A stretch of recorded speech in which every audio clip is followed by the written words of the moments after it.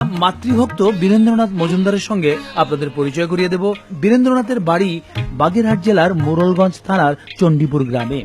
বার্ধক্যজনিত নানা অসুখে ভুগছেন তার মা, আর অসুস্থ মায়ের সার্বক্ষণিক সেবা যত্ন নিয়েই ব্যস্ত থাকেন বীরেন্দ্রনাথ মজুমদার।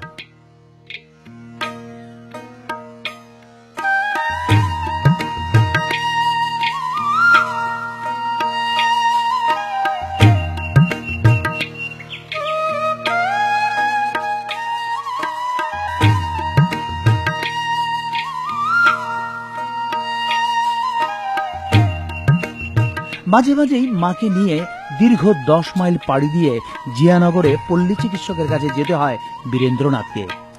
প্রায় যোগাযোগ বিচ্ছিন্ন চণ্ডীপুরের রাস্তাঘাট না থাকায় যানবাহনের কোনো ব্যবস্থাও নেই, কিন্তু মাকে তো চিকিৎসকের কাছে নিতেই হবে।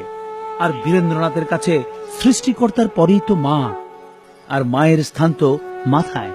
মায়ের যেন কোনো কষ্ট না হয়, তাই মাকে একটি টুকরিতে বসিয়ে মাথায় নিয়ে নানা প্রতিকূলতাকে ডিঙিয়ে সে প্রায় পাড়ি দেয় এই 10 মাইল পথ।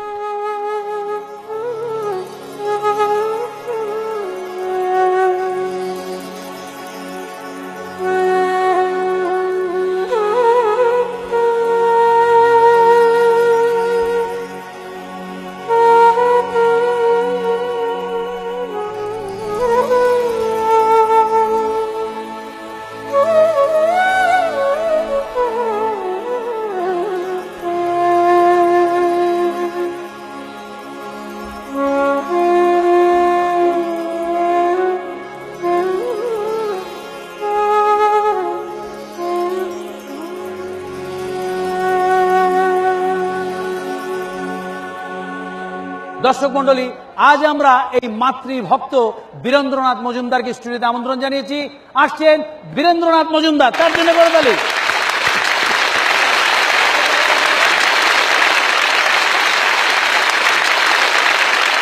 আমরা এবার কথা বলবো বীরেন্দ্রনাথ মজুমদারের সঙ্গে। আচ্ছা বীরেন্দ্র, আমরা দেখলাম আপনি আপনার মাকে মাথায় টুকরিতে করে বহন করে নিয়ে যান প্রতিনিয়ত, এতে আপনার কষ্ট হয় না? না, আমার কষ্ট হয় না। বিধাতার পর মার চরণ তলে সন্তানের স্বর্গ, সেই জন্য আমার কোনো কষ্ট হয় না। তো আপনার মা যে ওইভাবে টুকরিতে থাকেন, তাতে আপনার মায়ের কোনো অসুবিধা হয় না? না, মায়ের কোনো অসুবিধা হয় না। কি করে বোঝেন আপনি? মাকে বারবার জিজ্ঞেস করি, মা কষ্ট হয়? সে বলে যে মা আমার কষ্ট হয় না। আচ্ছা, আপনার পরিবারে আর কে কে আছেন? আমার পরিবারে আছে ভাই, ভাইয়ের বউ, ভাইয়ের বউ আর ভাইয়ের মেয়ে, মা আর আমি। তাহলে আপনারা মোট 6 জন আপনার পরিবারে 6 জন, রয়েছে। 6 জন। তাহলে আপনি কি বিয়ে করেননি?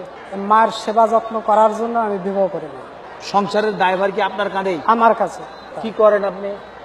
ওই যখন যা পাই, মাটি কাটি, ধান কাটি, নারকেল গাছ মিরাই, এর থেকে আমার ওই সংসার ম্যানেজ। আচ্ছা, তো আপনার যে বড় ভাই, তারা কোনো কাজ করেন না? তার ব্রেন শট হয়েছে 2 বার, তাও আমি চিকিৎসা করাইছি। আজকে বীরেন্দ্র, এই টেলিভিশনের দর্শকদের কাছে আপনার কি কিছু বলার আছে? এই জগতে মায়ের চেয়ে আপন কেউ নাই। মাকে কেউ কষ্ট না দেয়, সেইটাই আমি চাই। সেইটাই হবে বড় শিক্ষা। বীরেন্দ্র, আপনার এই মাতৃভক্তি থেকে আমরা অভিভূত।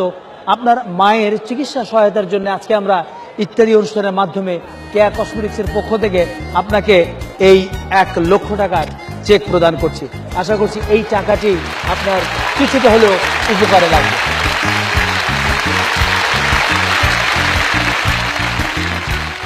দর্শক মন্ডলী, শিক্ষা কি?